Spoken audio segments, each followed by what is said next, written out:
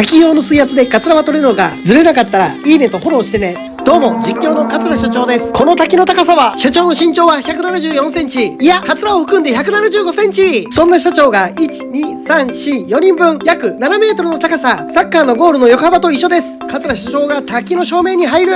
桂社長入水、凄まじい激流だ。頭に水圧が襲いかかる。しかし桂は耐えているぞ。